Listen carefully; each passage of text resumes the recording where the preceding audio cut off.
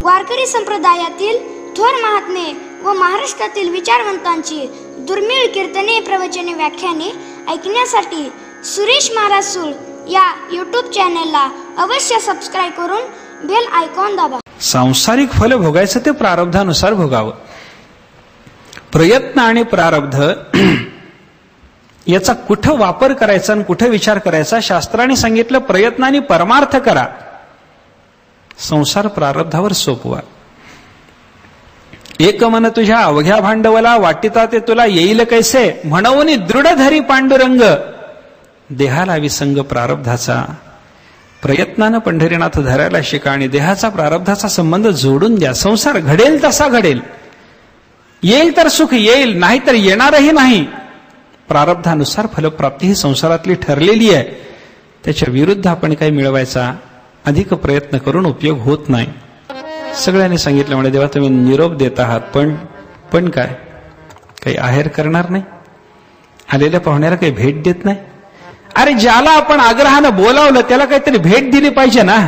सन्मानानं बोलावलंय तुम्ही आम्हाला, आम्ही काही तुमच्या पाठीमागे लागून आलो नाही कैलासामध्ये. मग काय पाहिजे? त्यांनी सांगितलं म्हणे आहेर पाहिजे. काय आहेर, काय भेट पाहिजे? आम्ही मागवत ते पाहिजे. शंकर म्हणायला लागले मागता काय? त्यांनी सांगितलं जी कथा ऐकायला आम्ही इथं आलो ती कथा आम्हाला आमच्या बरोबर न्यायची आहे. शंकर म्हणायला लागले अरे कशी नेणार म्हणे कथा तुम्ही?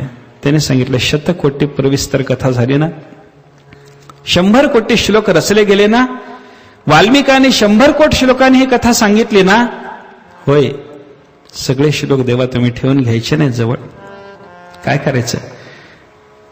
भगवान शंकरांनी सांगितलं करू काय?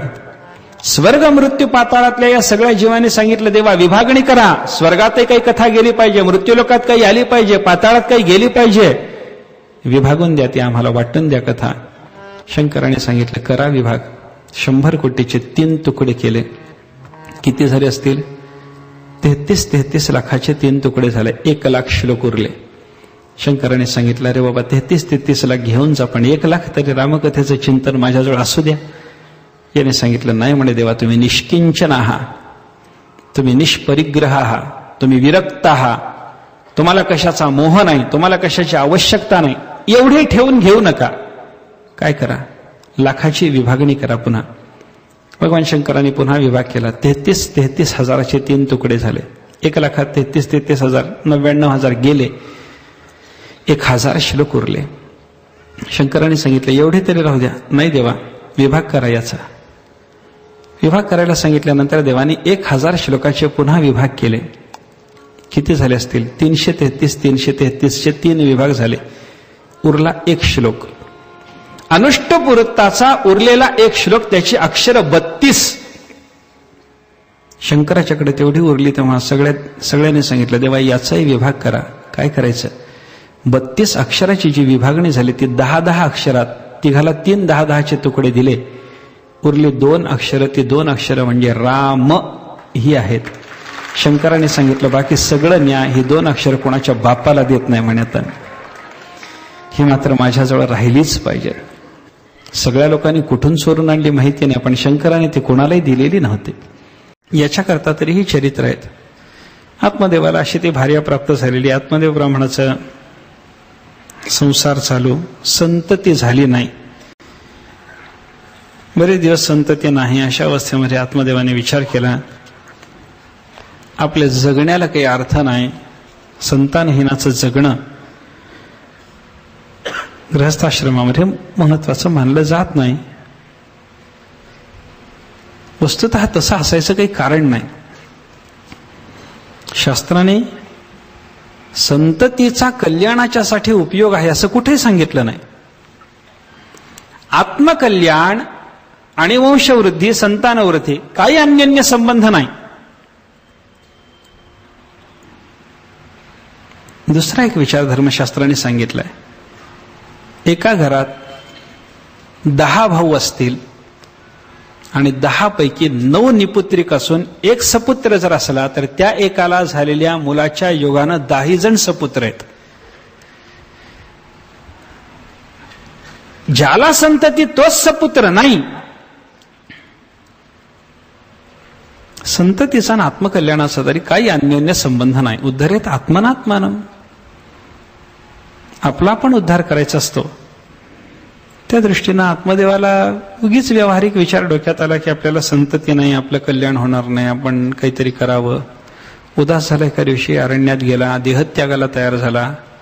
एक यती त्याला दिसला, महात्मा दिसला. महात्म्याच्या जवळ गेला, दर्शन घेतलं, पाय धरले आणि म्हणायला लागला, मला संतती द्या, त्याच्याशिवाय मी पाय सोडणार नाही.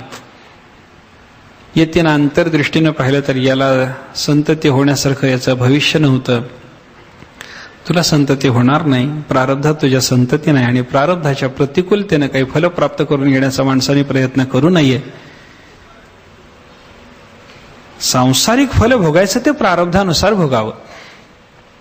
प्रयत्न आणि प्रारब्ध याचा कुठं वापर करायचा आणि कुठं विचार करायचा शास्त्राने सांगितलं. प्रयत्नाने परमार्थ करा, संसार प्रारब्धावर सोपवा.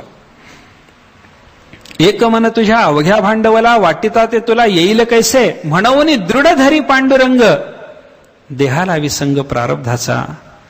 प्रयत्नानं पंढरीनाथ धरायला शिका आणि देहाचा प्रारब्धाचा संबंध जोडून द्या. संसार घडेल तसा घडेल, येईल तर सुख येईल, नाही तर येणारही नाही. प्रारब्धानुसार फलप्राप्ती ही संसारातली ठरलेली आहे. त्याच्या विरुद्ध आपण काही मिळवायचा अधिक प्रयत्न करून उपयोग होत नाही. यतीनं समजावून सांगितलं, पण आत्मदेव ऐकायलाच तयार नाही. मला मुलगा द्याच द्या म्हणायला लागला. यतीनं सांगितलं, नाही बाबा. याने सांगितलं, मी तुमच्या समोर आता डोकं आपटून प्राणच देतो म्हणे. यतीने ते संकट पाहिल्याच्या नंतर त्याला सांगितलं, ठीक आहे म्हणे, हे घे, प्रसाद घे. त्याला एक फळ दिलं आणि सांगितलं, हे फळ तुझ्या भार्येला खायला सांग, याच्याने तुला संतती होईल. पण हे फळ खाल्ल्याच्या नंतर तुझ्या भार्येला काही नियम सांभाळावे लागतील. काय नियम आहेत? संतती होईपर्यंत सत्य भाषण करावं लागेल, पवित्र वागावं लागेल, दया करावी लागेल, एकदाच जेवावं लागेल. 1 वर्षपर्यंत हे सगळेच्या सगळे नियम पाळल्याच्या नंतर तुला चांगली संतती होईल. आत्मदेवाने ते फळ घेतलं, आपल्या घरी आला. घरी येऊन बायकोला ते फळ दिलं. धुंदुलीला सांगितलं, हे फळ मला एका महात्म्याने दिलं आणि याच्याने संतती होणार, हे सेवन कर. आणि ते नियमही पाळायचे जे होते ते सगळे सांगितले. ते सांगितल्याबरोबर ती म्हणायला लागली, मनात विचार करते, काय माझ्या नवऱ्याने हे फळ आणले म्हणे, आता हे फळ खायचं, हे खायचं, घ्यायचं, खायचं. खाल्ल्याच्या नंतर मला गर्भ राहील, गर्भ राहिल्याच्या नंतर माझं पोट मोठं होईल, पोटात गर्भ वाढायला लागल्याच्या नंतर मला अन्न कमी जाईल. माता या गुणानं संपन्न असलेल्या स्त्रीच्या मनात न येणारे सगळे विचार आहेत. गर्भ पोटात वाढेल, त्यानं जागा अडवली म्हणजे अन्न कमी जाईल, अन्न कमी गेलं म्हणजे मी अशक्त होईन, अशक्त झाले म्हणजे घरची कामं करू शकणार नाही, मी कामं करू शकले नाही, म्हणून माझा नवरा त्याच्या बहिणीला घरी आणून कामाला ठेवील. माझ्या नणंदेनं घरातलं काही जर चोरून नेलं तर काय करायचं? विकृत विचार सगळे. मी गरोदर झाल्याच्या नंतर योगायोगानं गावात दरोडा पडला, सगळे लोक धावपळ करायला लागतील, मला कसं पळता येईल? आणि ठीक आहे म्हणे, एवढं सगळं होऊन पुन्हा गर्भ राहिला, 9 महिने तो सांभाळला. तो येताना प्रसूतीच्या काळात आडवा जर आला, पुन्हा मला मरणाचं दुःख. काय करू म्हणे. तिने विचार केला की हे फळ आपण खायचंच नाही. तिची एक बहीण त्याच वेळेला तिच्याकडे आलेली, ती गरोदर होती. तिला सांगितलं म्हणे, काय चाललंय? नाही म्हणे, या फळाचा विचार करते. काय करू नको म्हणे. काय करू? देऊन टाक म्हणे गाईला फळ. मी काय करू? नवऱ्याला नुसतंच गरोदर आहे असं सांगत चल म्हणे, मी गरोदर आहे, मला मुलगा झाला. त्या दिवशी तू प्रसूत झाल्याचं नाटक करायचं. माझ्या नवऱ्याकडूनच माझा मुलगा तुझ्याकडे आणून देते. माझा नवरा द्रव्याचा लोभी आहे, तो पैशापुढं मुलगाही विकायला मागं पुढं पाहणार नाही. तो तुला आणून देईल आणि ते मूल तुझं मूल आहे म्हणून तू सांग नवऱ्याला. ठीक आहे म्हणे. हिनं गरोदरपणाचं नाटक केलं. आत्मदेवाला समाधान. ते फळ गाईला देऊन टाकलं. एका गायीला ते खायला दिल्याच्या नंतर ती घरची गाय जे फळ खाल्लं, त्यांचीनं ते फळ खाल्लं होतं, ती गायही गर्भवती राहिली.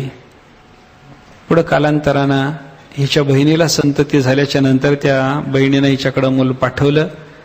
त्या बहिणीच्या नवऱ्याला हिनं द्रव्य दिलं, ते पोर घेतलं. मी प्रसूत झाले असं नवऱ्याला सांगितलं. नवऱ्यालाही आनंद झाला, आत्मदेव ब्राह्मणाला आनंद झाला. आत्मदेवानं त्या पोराचं नामकरण केलं. धुंधुलीला विचारलं नाव काय ठेव. धुंधुली म्हणायला लागली माझ्या नावाची अक्षरं त्याच्या नावात असली पाहिजेत. असं एक जरा असतं सध्या जगामध्ये, नावाचं अक्षर कसं मायबापाच्या नावावरूनच त्या अक्षरानुसारच नाव ठेवायचं, काहीतरी प्रकार असतो. तसं धुंधुलीनं सांगितलं याचं नाव माझ्या नावानुसार ठेवा. नाव ठेवलं धुंधुकारी. धुंधुकारी. त्याच्यानंतर ती गायी काही दिवसानं प्रसूत झाली. गायीला एक मुलगा झाला, पुरुष मुलगा झाला. तो पुरुष होता पण कान फक्त गायीच्या पोटी जन्मल्यामुळे त्याचे गायीसारखे होते. त्याचंही नामकर्म या आत्मदेवानं केलं. त्याचं नाव गोकर्ण ठेवलं. धुंधुकारी आणि गोकर्ण दोघंही वाढायला लागले. धुंधुकारी दुर्वर्तनी होता, दुराचारी होता, अनेकांना त्रास द्यायचा. गोकर्ण मात्र सदाचारी, ज्ञानी, पंडित असा निघाला. आत्मदेवाला या गोकर्णाच्याकडे पाहून आनंद व्हायचा, पण धुंधुकारीच्याकडे पाहिलं की मग आत्मदेवाला दुःख व्हायचं. आत्मदेवाला दुःख होत असलेलं पाहिल्यानंतर एका दिवशी गोकर्णाने त्याला समजावून सांगितलं म्हणे बाबा काय दुःख करता म्हणे. असारः खलु संसारः दुःखरूपी विमोहकः स्वतः कस्य धनं कस्य स्नेहवान ज्वलते निशम. संसार सगळा आसार आहे, दुःखरूपी आहे, मोह निर्माण करणारा आहे. कोणाचा मुलगा, कोणाचं धन, आपलं काहीही नसताना तिथं आपण स्नेह धारण करून बसतो म्हणून तरी आपल्याला दुःख होतं. असा सगळा उपदेश केल्याच्या नंतर आत्मदेवाने विचारलं गोकर्ण काय करू. गोकर्णाने सांगितलं सगळी आसक्ती सोडा, देहादिकाची आत्मता सोडा, देहसंबंधी पदार्थाला जे माझे माझे म्हणतात ते सोडा. सगळं जगात क्षणभंगूर आहे असं लक्षात घ्या. वैराग्य धारण करा, भगवंताची भक्ती करा, सतत धर्माचरण करा, लोकापवादाचं भय बाळगू नका, साधू पुरुषांची सेवा करा, अंतःकरणातली हाव सोडा, दुसऱ्याच्या गुणदोषाचा विचार करणं सोडा आणि सर्व काळ परमात्म्याची कथा तुम्ही करा. अरण्यात जा, एकांतात राहून ही साधना करा, तुमचं कल्याण होईल.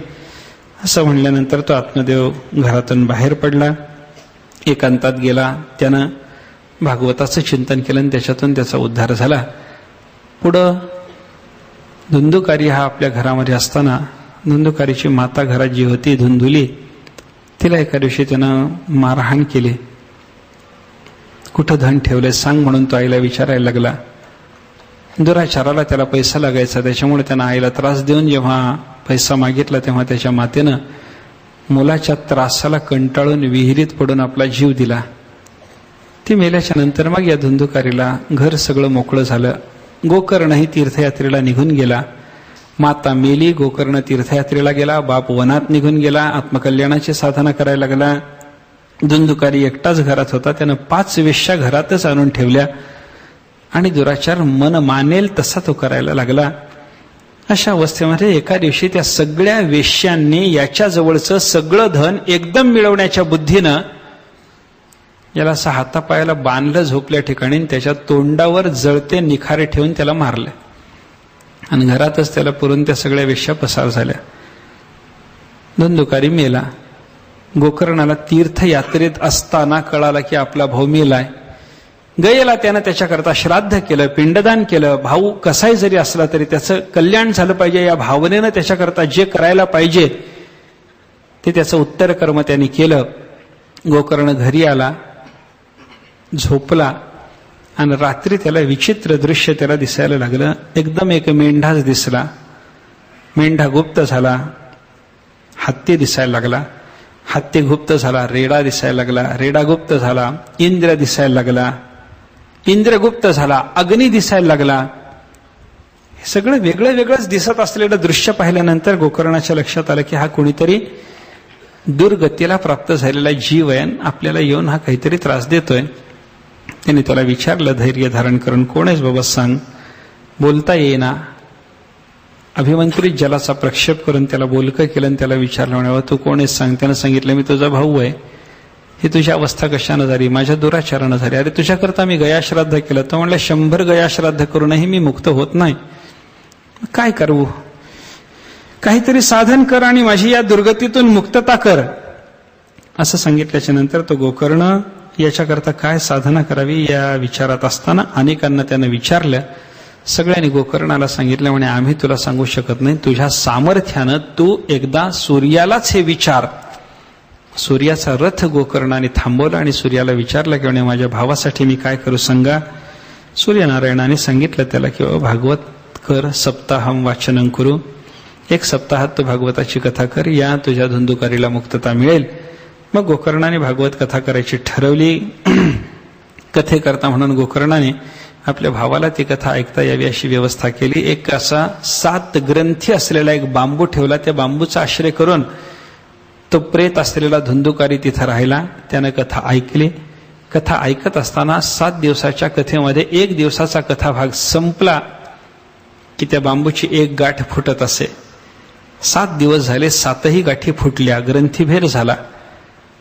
जर बांबूचा ग्रंथीभेद कथेनं होत असेल तर आपल्या अंतःकरणात असलेली चित आणि अचिताची जी ग्रंथी आहे, जड आणि चेतनाचा जो आपण एकत्रीकरण करण्याचा भाग केलेला आहे, या ग्रंथीचा भेद होणार नाही का? निश्चित होईल. ग्रंथीभेद झाला. धुंदुकारी एका दिव्य रूपानं प्रगट झाला. त्यानं नमस्कार करून सांगितलं, म्हणे भावा बरं केलं, मला मुक्त केलं. अशी भागवताची कथा प्रेत योनीतूनही मुक्त करणारी.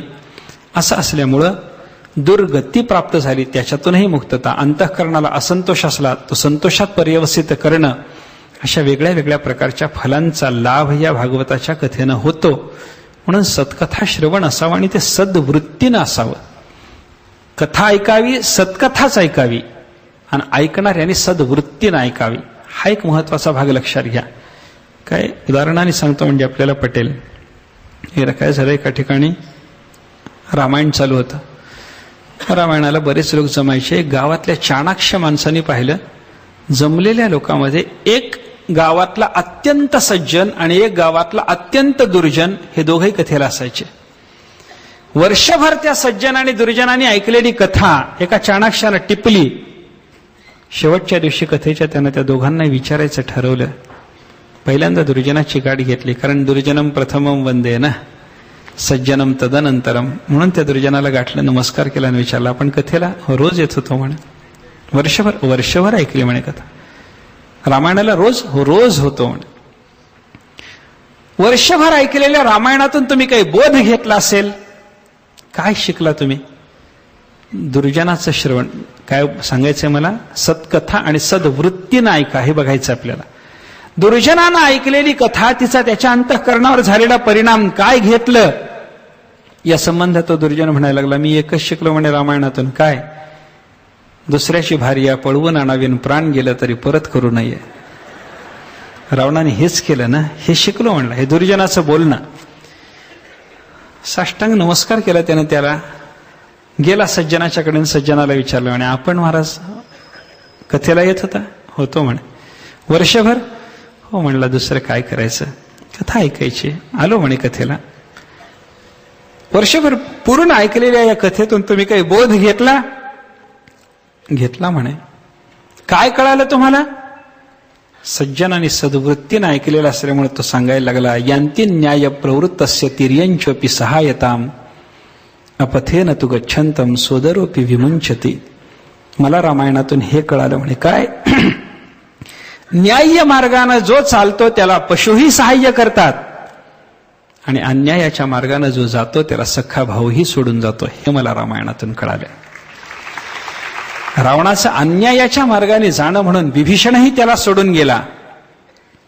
रामाचं न्याय्य मार्गाने चालणं म्हणून रामाला वानरांनीही सहकार्य केलं, हे मला कळालं.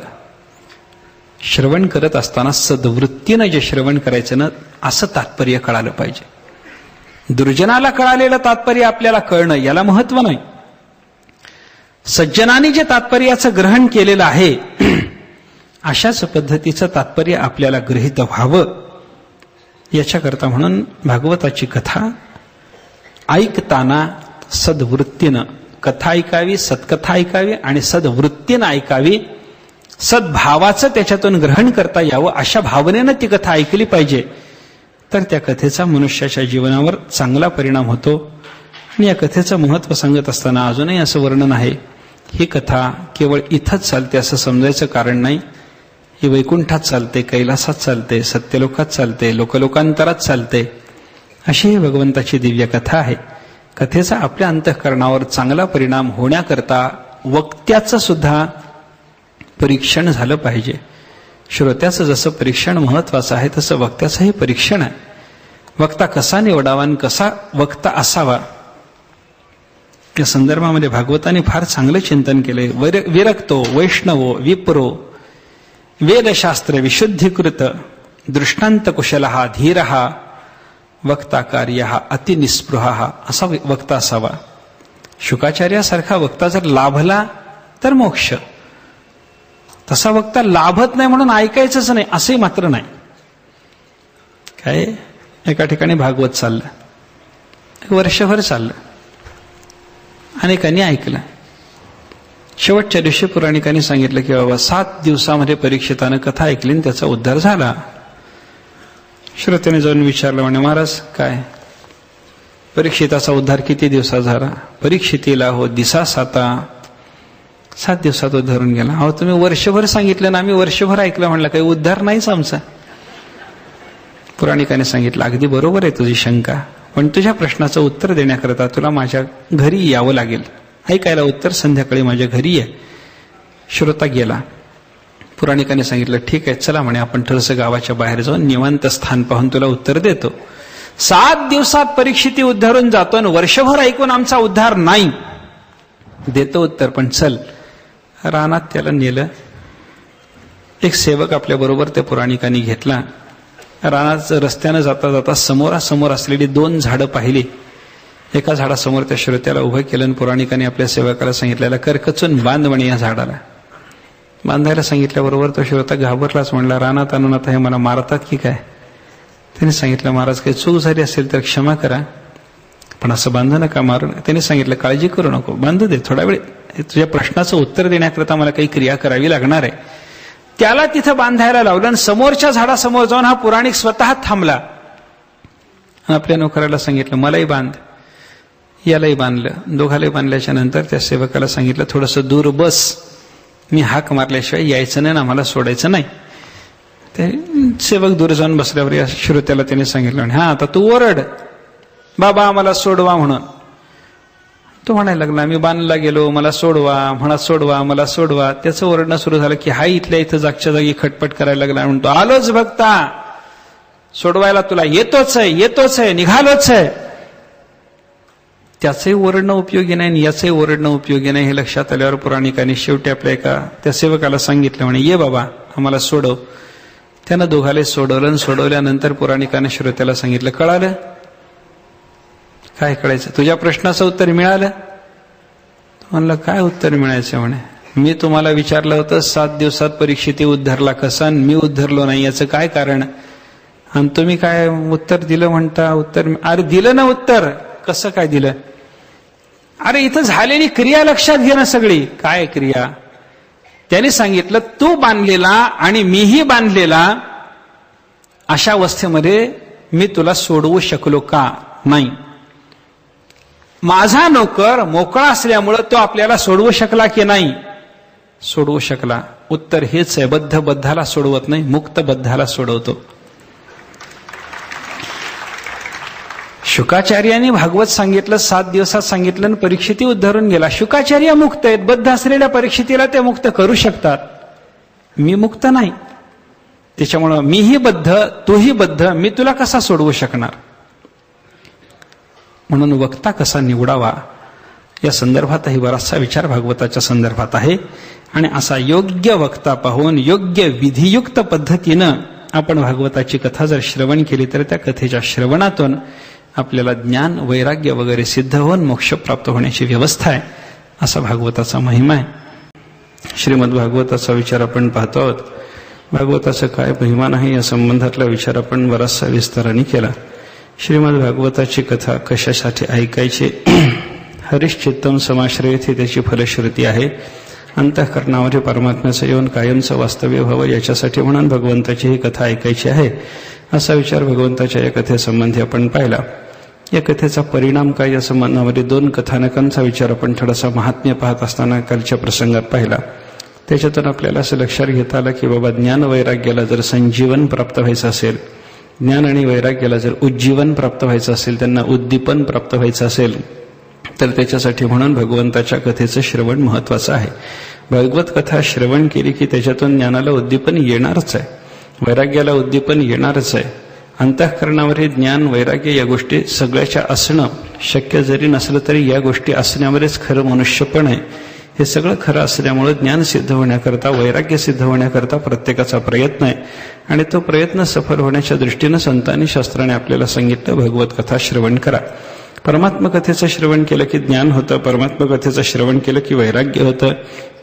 कारण भगवंताच्या या कथेचं वर्णन करत असताना गोपिकांनीच पुढे गोपीगीतामध्ये दशमस्कंधात असं म्हणून ठेवलेलं आहे, तव कथामृतम तप्त जीवनम कविभिरीडितम कल्मशापहम श्रवणमंगलम श्रीमदातम भुवि गृह्णन्ति ते भूरिदा जनाः. गोपिका भगवंताच्या कथेचं महत्व सांगत असताना म्हणतात, तव कथामृतम, हे परमात्मन तुमची कथा म्हणजे अमृत आहे. भगवंताच्या कथेला सगळ्याच्या सगळ्या गोपिकांनी, सगळ्याच्या सगळ्या भक्त महात्म्यांनी अमृत असं म्हणलेलं आपल्याला पाहायला सापडतं. स्वर्गीय अमृत आणि भगवंताचं कथामृत याच्यामध्ये पुन्हा तुलना आहे. भगवंताच्या कथेचं जे अमृत आहे हे कथामृत स्वर्गीय अमृताच्या पेक्षा सुद्धा महत्वाचं आहे. स्वर्गातला अमृत नावाचा एक द्रव विशेष तो मनुष्याला लेशमात्र जरी प्राशन करायला मिळाला तरी त्याच्यातून अमरत्व सिद्ध होतं, हे त्याचं महत्व आहे. ज्ञानेश्वर महाराजांनी त्याचा दुसरा एक गुणविशेष सांगितला, त्या एका अमृताची चव पाहिली की जगातल्या बाकीच्या कोणत्याही पदार्थाची चव पाहण्याची गरज नाही. अमृत रसास्वादनी रस सकळ, सगळ्याच्या सगळ्या रसाची अनुभूती आपल्याला प्राप्त व्हायची असेल तर अमृताची एक चव बघा. तुम्हाला चिंच खाल्ल्यासारखं होईल, गोड खाल्ल्यासारखंही होईल. सगळेच्या सगळे रस अमृताच्या रसामध्ये समाविष्ट. जिथे जिथे म्हणून चवीचा आपल्याला माधुर्यानं प्रत्यय येतो, त्या सगळ्याच्या सगळ्या पदार्थाच्या समास्वादनाची जर आपल्याला प्राप्ती करून घ्यायची असेल तर ते समास्वादन एका अमृताच्या योगानं आपल्याला प्राप्त होणार आहे. सगळ्या माधुर्याची प्रतीती आणून देणारं अमृत, जीवाला अमरत्व सिद्ध करून देणारं अमृत.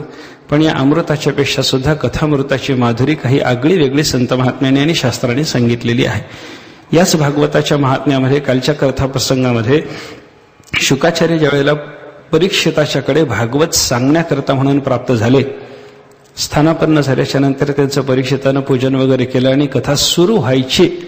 त्यांची कथा सुरू होण्याच्या अगोदर स्वर्गीय देवांनी असा विचार केला की आपल्यालाही हे कथामृत प्राप्त झालं पाहिजे. आणि असा विचार करून मग स्वर्गातून देवांनी शुकाचार्यांच्याकडे त्या परीक्षिताच्या सोबतच कथामृत प्राशन करण्याची परवानगी मागण्याकरता यायचं ठरवलं. सोबत त्यांनी स्वर्गातला अमृताचा कलश आणला. तो अमृताचा कलश शुकाचार्यांच्या समोर ठेवला आणि सगळ्या देवांनी शुकाचार्यांना साष्टांग दंडवत घातला. शुकन्नत्वा वदन सर्वे स्वकार्य कुशलासुराहा, स्वतःचं काम साधण्याच्या बाबतीमध्ये अत्यंत कुशल असलेल्या या इंद्रादी देवांनी शुकाचार्यांना नमस्कार घातला. म्हणजे आपलं काम साधायचं झालं की पहिल्यांदा नमस्कार केला पाहिजे, हे तिथून आलं. स्वकार्य कुशलाहा सुराहा, आपलं काम साधण्याच्या कामामध्ये कुशल असलेले हे सगळेच्या सगळे देव. शुकाचार्यांना त्याने नमस्कार केला आणि प्रार्थना केली की महाराज आम्ही तुमच्याकडे आलो, तुमच्याकडे आमचं काम आहे. काय काम? शुकाचार्याने विचारल्याबरोबर याने सांगितलं की तुम्ही परीक्षिताला भागवत सांगणार आहे. भागवत म्हणजे भगवंताचं कथामृत आहे. अगदी बरोबर. ते कथामृत मी शुकाचार्याला मुक्तकंठानं देणारच आहात. अगदी बरोबर. मग शुकाचार्यांना त्याने प्रार्थना केली की त्या परीक्षिताच्या बरोबरच आम्हालाही कथामृत प्राशन करण्याची इच्छा आहे, परवानगी आहे, आम्ही बसू शकू? परवानगीच्या शिवाय तुमच्या आम्हाला इथं बसता येणार नाही, म्हणून आम्ही तुम्हाला विचारायला लागलो, बसावं आम्ही, कथामृत घ्यावं?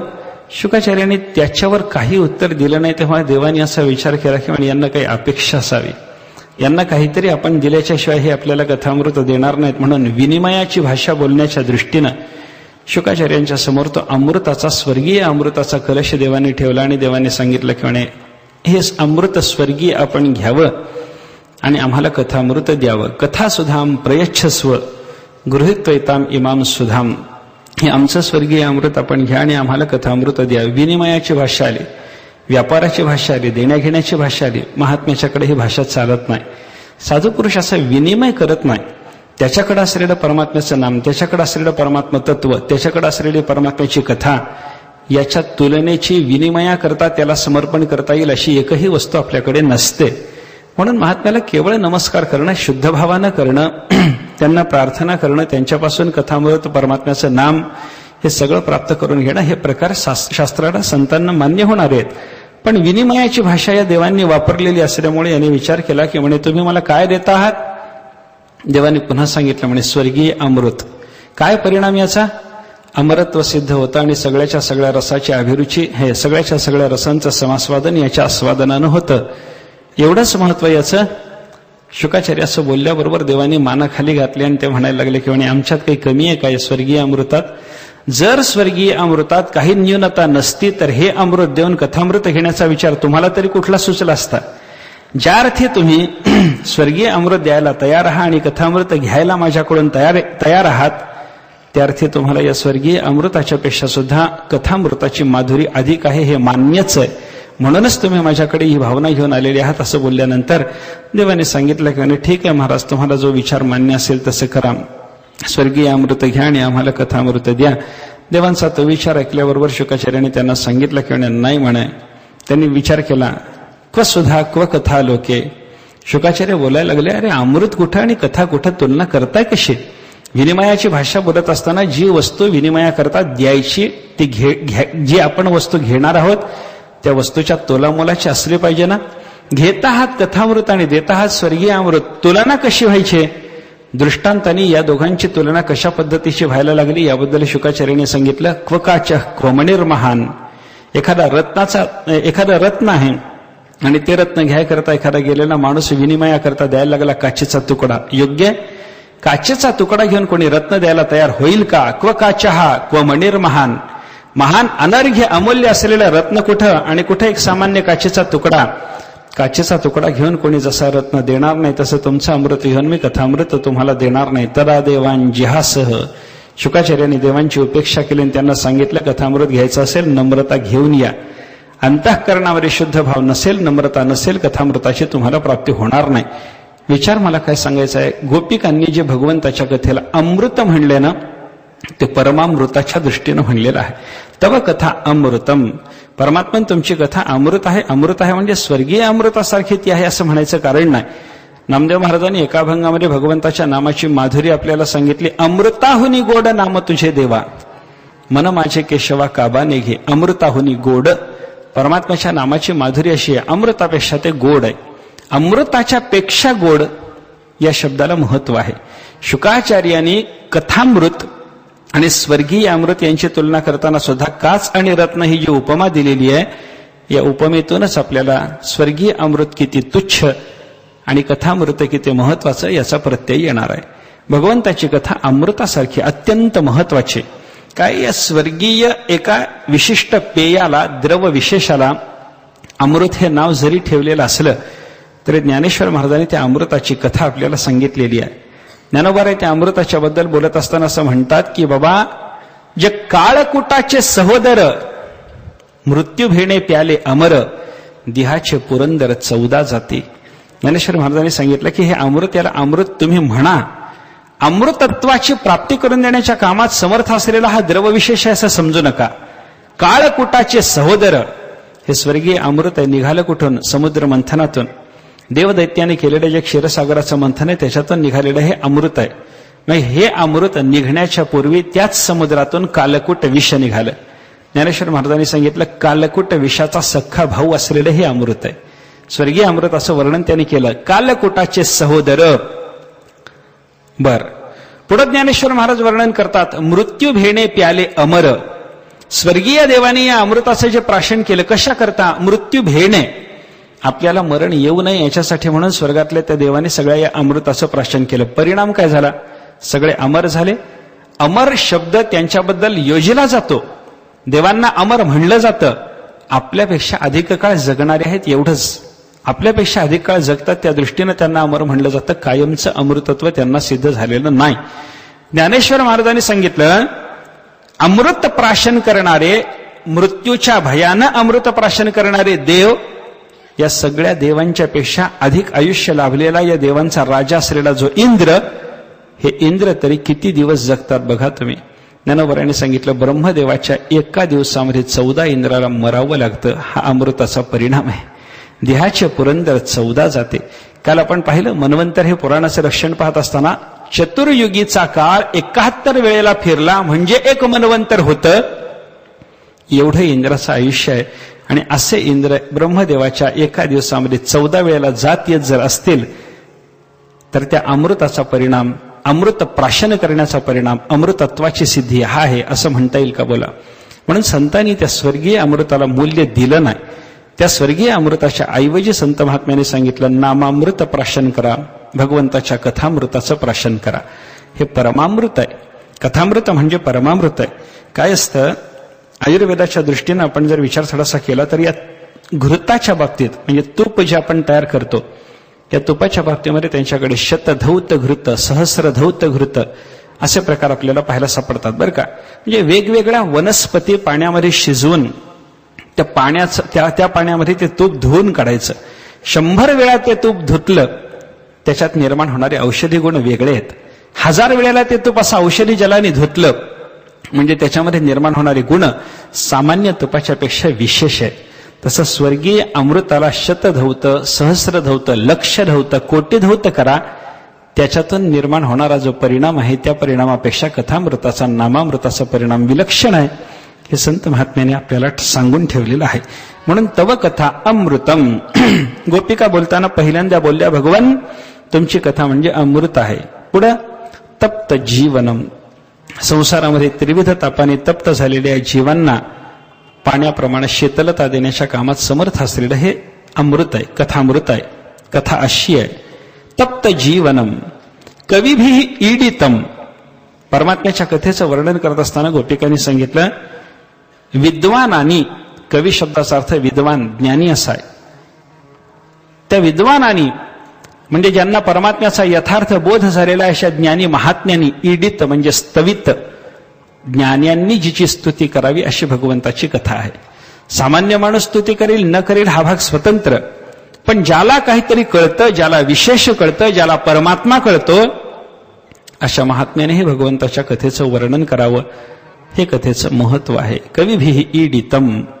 अजून पुढे सांगितलं कल्मशापहम. सगळ्याच्या सगळ्या पापाचा नाश करण्याच्या कामात कथा समर्थ आहे.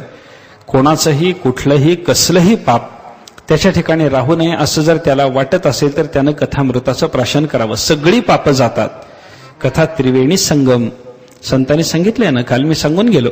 कथेमध्ये देवभक्त आणि नाम असा त्रिवेणी संगम झालेला असल्यामुळं त्या भगवंताचा प्रभाव, नामाचा प्रभाव, देवाचा प्रभाव, साधू पुरुषाचा प्रभाव, या सर्वांच्या प्रभावाच्या योगानं कथेमध्ये पाप शिल्लक राहत नाही. अजून एक कथेचं महत्व संत महात्म्यांनी सांगितलंय. सदा काळ गणना करी आयुष्याची, कथेच्या वेळेची आज्ञा नाही. महाराजांनी सांगितलं की बाबा काळ सदा सर्व काळ आपल्या आयुष्याची गणना करत राहतो. क्षण संपला, या माणसाला दिलेले क्षण किती, या जीवाला काळानं नेमून दिलेले क्षण किती, आपल्या आयुष्याचं गणित श्वासावर आहे. प्रत्येकाचं आयुष्य ठरलेलं आहे. प्रारब्धानुसार ते आयुष्य या शरीरामध्ये त्याला सुखदुःख भोगण्याकरता किती दिवस राहता येईल त्याचं पूर्वकर्म त्याच्याकरता ते ठरवून देतं.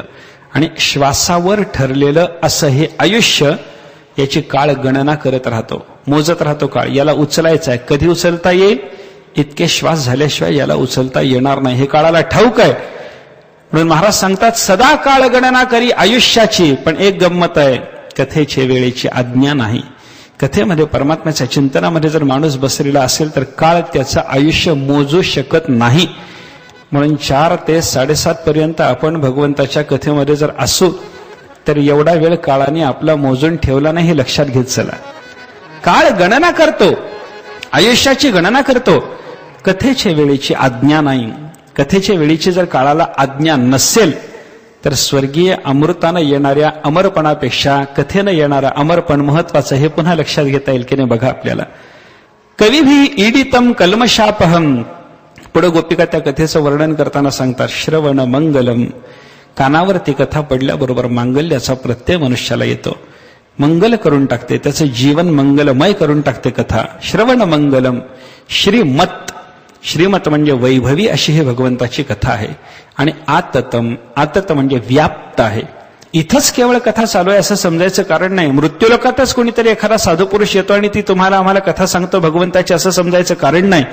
सर्वत्र परमात्म्याची कथा चालू असते. म्हणून यमधर्म सुद्धा भगवत भक्तांची वाट पाहत बसतो असं वर्णन संतांनी केलेलं आहे. यमधर्म वास पाहे नित्य काळ. सदा सर्व काळ यमधर्म भगवत भक्तांची वाट पाहत बसतो. कशासाठी? कथा श्रवण व्हावयास यमधर्मा थोर आस, पाहे रात्रंदिवस वाट कर जोडोनी. यमधर्माला सुद्धा भगवंताच्या कथा श्रवणाचं प्रेम आहे. त्यालाही भगवंताची कथा ऐकावी वाटते. कृष्णकथा, रामकथा, रामायण, भागवत, पुराण याच्यातून येणाऱ्या भगवंताच्या कथा ऐकण्याचं प्रेम यमधर्मालाही आहे. याचाच अर्थ असा आहे की यमधर्मही कथा ऐकू इच्छितो, म्हणजे लोकांतरात भगवंताची कथा व्याप्त आहे. आततम व्याप्त असलेलं भगवंताचं हे कथामृत आहे. सगळ्या ठिकाणी कथेची व्याप्ती आहे. मी काल सांगून गेलो की बाबा आपणच कथा करतो असं समजायचं कारण नाही. वैकुंठातही कथा चालू आहे.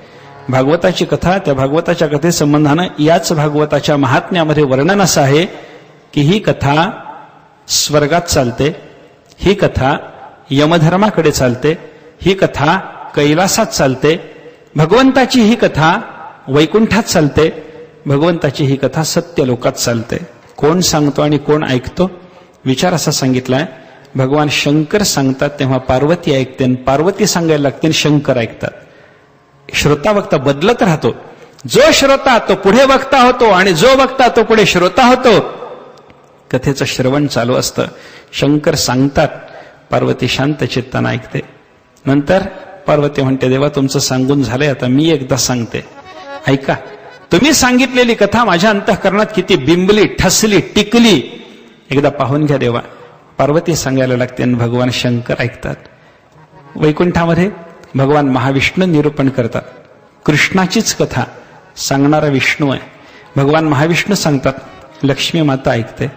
लक्ष्मी माता पुढे सांगायला लागते, महाविष्णू स्वतः श्रवण करायला बसतात. पती पत्नी यांनी दोघांनी एकमेकांनी कथा करावी आणि ऐकावी, हा जो क्रम आहे ना, अजून एक मोठं गमतीचं चिंतन या भागवत महात्म्यामध्ये आपल्याला पाहायला सापडतं. या कैलास, सत्यलोक आणि वैकुंठामध्ये चालणाऱ्या कथेचं वैशिष्ट्य असं आहे, पुरुष देवता कथा सांगते तेव्हा त्यांच्या भार्या कथा ऐकतात. भार्या कथा ऐकत असताना जेवढा कालपर्यंत पुरुषाची कथा चालते त्याच्या दुप्पट काल स्त्रीची कथा चालते म्हणे. विष्णूने जर 1 महिनाभर पर्यंत भागवत सांगितलं असेल तर जेव्हा लक्ष्मी सांगायला लागते तेव्हा तिला महिना पुरत नाही, 2 महिन्याचा कालावधी लागतो. काय सांगत असेल तिचं तिला माहिती. आपल्याला काय त्याचा विचार करायचं कारण आहे. शंकरापासून घेतलेली कथा पार्वतीनं दुपटीनं सांगावी.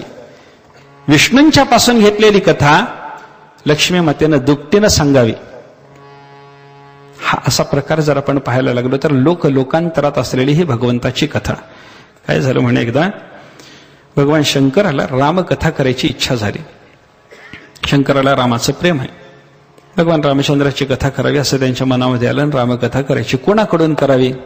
मुख्य रामायणाचा वक्ताच आणावा. कोण रामायणाचा मुख्य वक्ता? वाल्मिक ऋषी.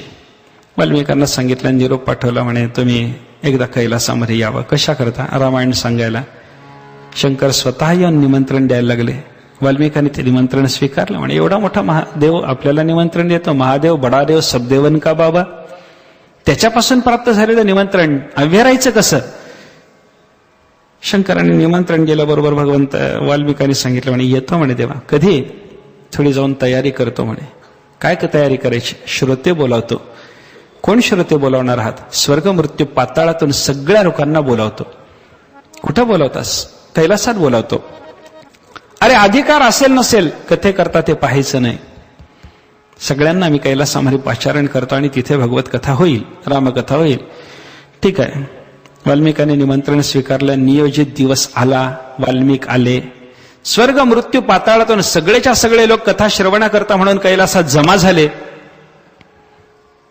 सगळ्यांच्या समोर वाल्मिकांनी कथेला प्रारंभ केला. रामकथा किती दिवस चालली, किती विस्तारानं चालली, प्रदीर्घ कालपर्यंत चाललेल्या त्या रामकथेचं वर्णन आहे. शतकोटी प्रविस्तरम.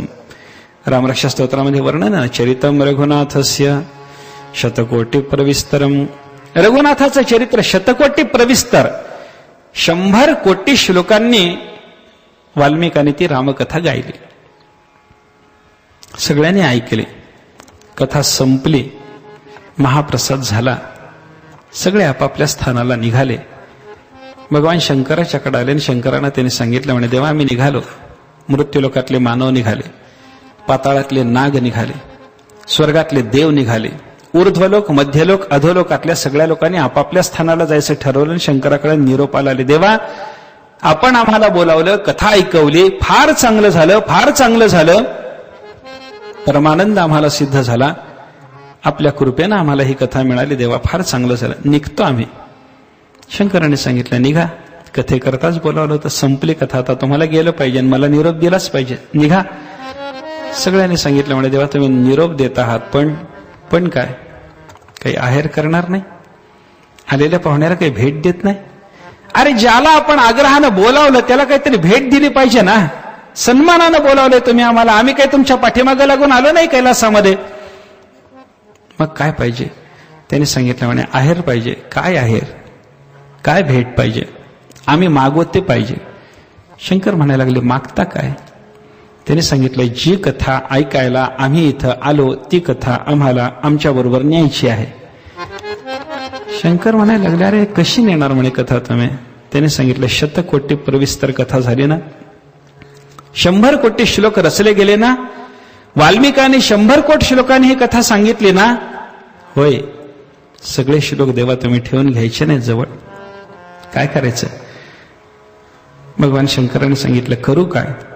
स्वर्ग मृत्यू पाताळातल्या या सगळ्या जीवांनी सांगितलं, देवा विभागणी करा, स्वर्गातही काही कथा गेली पाहिजे, मृत्यूलोकात काही आली पाहिजे, पाताळात काही गेली पाहिजे, विभागून द्या, ती आम्हाला वाटून द्या कथा.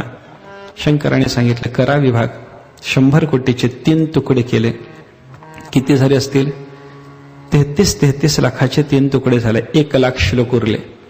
शंकराने सांगितलं, अरे बाबा 33 लाख घेऊन जा, पण 1 लाख तरी रामकथेचं चिंतन माझ्याजवळ असू द्या.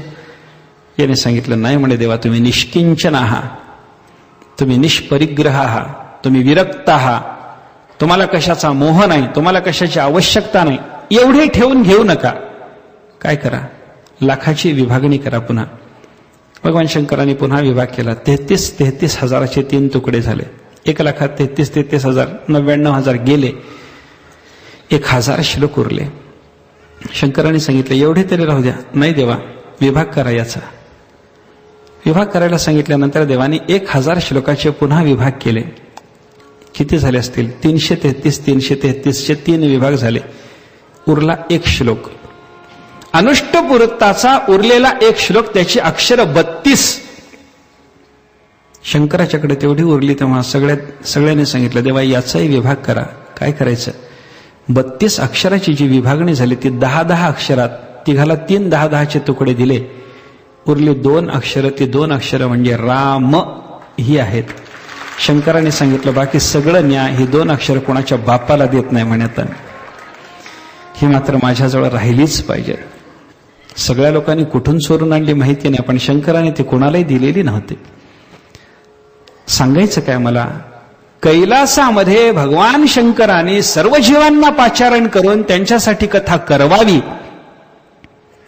कथा आत्त म्हणजे व्याप्त आहे की नाही बोला. सत्यलोकात आहे, कैलासात आहे, वैकुंठात आहे, यमलोकात आहे, मृत्यूलोकात आहे, सर्व ठिकाणी कथा चालत असल्यामुळे आत्तम गोपिकांनी चिंतन सांगितलं, कथा ही व्याप्त आहे.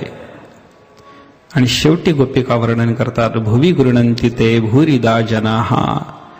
असं अत्यंत महत्वाचं मूल्याचं असलेलं हे कथामृत सगळ्या जगाला देणारा महात्मा, त्याच्यासारखा दाता जगात कोणी नाही. दाता तोची एक जाणा नारायणा स्मरवी. तुकाराम महाराजांनी सुद्धा वर्णन केले की एक तोच दाता जो नारायणाचं स्मरण आपल्याला घडवतो. परमात्म्याची कथा देणारा त्याच्यासारखा दुसरा दाता नाही. हे भगवंताच्या कथेचं महत्व गोपिकांनी आपल्याला सांगितलेलं आहे आणि ती कथा भागवतामध्ये आलेली आहे. काय आहे, कथेचं चिंतन सांगत असताना अनेक पद्धतीनं कथेचा विचार केलेला आपल्याला पाहायला सापडतो. कथा वेगळ्या वेगळ्या आहेत. दंतकथा आहेत. निळोबाऱ्यासारख्या संत महात्म्याने सांगितलं, चऱ्हाट या दंतकथा माझी अनर्था कारणते. चऱ्हाटासारख्या असलेल्या या सगळ्याच्या सगळ्या दंतकथा अनर्थाला कारणीभूत आहेत. दंतकथा ऐकत बसायचं मनुष्याला कारण नाही. भगवत कथा ऐकावी. दंतकथा ऐकू नका, रडकथा ऐकू नका, कर्मकथा ऐकू नका.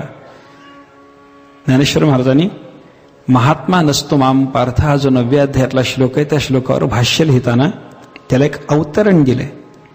हा श्लोक म्हणजे आहे काय हे आपल्याला आधी समजावं म्हणून ज्ञानेश्वर महाराजांनी एक अवतरण सुरुवातीला दिले. त्या अवतरणात ज्ञानेश्वर महाराज सांगतात, ऐके जेथ वाचा विसवे ते साधू कथा. या श्लोकातून भगवंतांनी साधू कथा सांगितली. ज्ञानोबाराय बोलले, साधू कथेचं महत्व काय? ज्ञानेश्वर महाराज सांगतात, जेथ वाचा विसवे, ज्या ठिकाणी वाणीला म्हणजे वाणीसारख्या सर्व इंद्रियांना विश्रांती प्राप्त होणार आहे ती साधू कथा आहे. जिथं इंद्रियांना विश्रांती प्राप्त होते ते भगवत कथा, साधू कथा. आणि जिथे वाणीचा इंद्रियांचा क्षीण वाढत जाणार आहे अशा बाकीच्या कर्मकथा, रडकथा, दंतकथा, चऱ्हाट कथा, कोणत्या कथेचं सेवन करायचं याचा विचार करा. इंद्रियांना विश्रांती प्राप्त झाली पाहिजे अशीच कथा असावी. आणि अशी कथा कोणती? भगवत कथा आहे, साधू कथा आहे. काय आहे? कथा शब्दाचा आपल्याला थोडासा व्युत्पत्तीनं अर्थ पाहायचा जर झाला, कथा शब्द सिद्ध कसा झाला, त्याचा अर्थ काय? कथा शब्दाच्या जातीचे काही शब्द तुम्हाला सांगतो, त्याच्यातून कथा शब्दाची व्युत्पत्ती लक्षात घ्या. कथा शब्दासारखे दोन चार शब्द बघा. यथा, तथा, सर्वथा, त्याच जातीचा कथा शब्द आहे. यथा म्हणजे काय हो? येन प्रकारेण इति यथा. यथा शब्दाची व्युत्पत्ती अशी दिलेली आहे, ज्या प्रकारे. यथा. तथा म्हणजे तेन प्रकारेण, त्या प्रकारे. हा अर्थ सुचवण्याकरता तथा शब्द आला. सर्वथा म्हणजे सर्वेण प्रकारेण किंवा सर्वैहि प्रकारैहि इति सर्वथा, सर्व प्रकारांनी. हा सर्वथा शब्दाचा अर्थ आहे. त्या प्रकाराने हा तथा शब्दाचा अर्थ आहे. या प्रकाराने हा यथा शब्दाचा अर्थ आहे. त्याप्रमाणे कथा शब्दाची व्युत्पत्ती देताना अशी देता येईल आपल्याला, केन प्रकारेण इति कथा. कोणत्या प्रकारे हा कथा शब्दाचा अर्थ आहे. कोणत्या प्रकारे हा कथा शब्दाचा अर्थ एकदा घेतला. पण अजून एक गंमत सांगतो. पाणिनींनी व्याकरणामध्ये कथम म्हणजे कसं, कथम संस्कृतामधला कथम हा शब्द पाणिनींनी व्याकरणात कथम हा शब्द ज्या अर्थाने वापरला त्याच अर्थानं वेद वाङ्मयामध्ये कथा शब्द आलेला आहे. म्हणजे कथा शब्द त्याची व्युत्पत्ती केन प्रकारेण आणि त्याचा समान अर्थी प्रचलित संस्कृतामध्ये, पाणिनीच्या संस्कृतामध्ये असलेला कथम शब्द, पर्याय शब्द, या सगळ्या गोष्टीचा विचार जर आपण केला तर कोणत्या प्रकारे हा कथा शब्दाचा अर्थ आहे. हा कथा शब्दाचा अर्थ एकदा लक्षात आला, मग कोणत्या प्रकारे या प्रश्नाचं उत्तर देण्याकरता अनेक गोष्टी कराव्या लागतात. भगवंताचा अवतार झाला, कथा कसा झाला, कोणत्या प्रकारे झाला. परमात्म्याने लीला केल्या, कथा कशा केल्या. परमात्म्याने सृष्टी रचली, कथा. हा जो कथा शब्दातून निर्माण होणारा प्रश्न आहे त्या प्रश्नाचं उत्तर देण्याकरता जो विस्तार सांगावा लागतो त्याला म्हणायचं कथा. ही आहे भगवंताची कथा. आणि या भगवत कथेचा विचार जर आपण थोडासा केला, दोन पद्धतीनं ही कथा चालते. एका कथेला म्हणतात व्यास कथा आणि दुसऱ्या कथेला म्हणतात समास कथा. व्यास कथा विस्तारानं चालते आणि समास कथा थोडक्यात असते. समासानं बोला म्हणजे थोडक्यात बोला. समास कथा अगदी थोडक्यात चालणारी आणि व्यास कथा समासाचा व्यास जेव्हा करायचा असतो. समास आणि व्यास व्याकरणातले शब्द बघा ना. व्यास म्हणजे विस्तार, त्याची फोड. थोडक्यात जे काही सांगितलेलं असेल त्याची फोड करून त्याचा विस्तार जो करावा लागतो ती व्यास कथा. परमात्म्याच्या कथेचा विचार आपण करा. भागवतामध्ये एखादी कथा सूक्ष्म रूपानं सांगितलेली जरी असली, संतांनी तिचा विस्तार केलाय. यशोदेनं भगवंताला उखळाला बांधलं, संत महात्मे त्याचा विस्तार करतात. संतांनी केलेला त्या कथेचा विस्तार आणि मुळात व्यासाकडे असलेली सूक्ष्म कथा याचा विचार जर केला तर संताची व्यास कथा आहे आणि व्यासाची समास कथा आहे. गंमत अशी आहे, करणारे व्यास आहेत, कथा करणारे व्यास आहेत, पण ते समासानं करतात. आणि कथा करणारे जेव्हा संत असतात तेव्हा ते व्यास कथा करतात, विस्तारानं करतात. व्यासकथा, समास कथा असा कथेमध्ये असलेला जो भेद आहे तो भेद वेगवेगळ्या पद्धतीनं कथेचं महत्त्व व्यक्त करण्याच्या दृष्टीनं आपल्याला सांगितलेला पाहायला सापडतो. अशा परमात्म्याच्या ज्या दिव्य कथा, त्या दिव्य कथा आपल्याला भागवतातून ऐकायला मिळतात. श्रीकृष्णाची कथा सांगावी याच्याकरता म्हणून निर्माण झालेलं हे भागवत फक्त कृष्णाच्या कथेकरता निर्माण झालं. पण कृष्ण कथा ऐकण्याचा आपल्याला अगोदर अधिकार सिद्ध व्हावा याच्याकरता 10व्या अध्यायात कृष्णाची कथा 9 स्कंद अगोदर ऐकायची पाळी आपल्यावर आहे. कृष्णकथा दशमस्कंधात 12 स्कंदाचा असलेला हा भागवत ग्रंथ दशमस्कंधात कृष्णलीला येईल. आधीचे 9 स्कंध ऐकायचे कशा करता? 10व्या स्कंधातली कथा ऐकण्याकरता तुमच्या चित्ताची भूमिका तयार व्हावी याकरता. अंतःकरण शुद्ध व्हावं, अंतःकरणाला सूक्ष्मता यावी, बुद्धीला तुमच्या विचार प्रेरणा मिळावी, चालना मिळावी, आणि मग शुद्ध बुद्धीनं, सात्विक बुद्धीनं, विचारपूर्ण बुद्धीनं, निरक्षीर विवेक बुद्धीनं आपल्याला त्या भगवंताच्या कथेतून काही घेता यावं अशी आपल्या बुद्धीची योग्यता सिद्ध होण्याकरता अगोदरच्या 9 स्कंधातल्या कथा आहेत असा विचार आहे. भागवतामध्ये शुकाचार्याने सांगितलेली ही जी कथा आहे भगवंताची, या भागवताच्या बद्दल आपण जर विचार केला, भागवत कळतं कुणाला हे एक अजून महत्वाचं आहे. आम्ही भागवत सांगतो म्हणजे कळतं म्हणून नाही, कळावं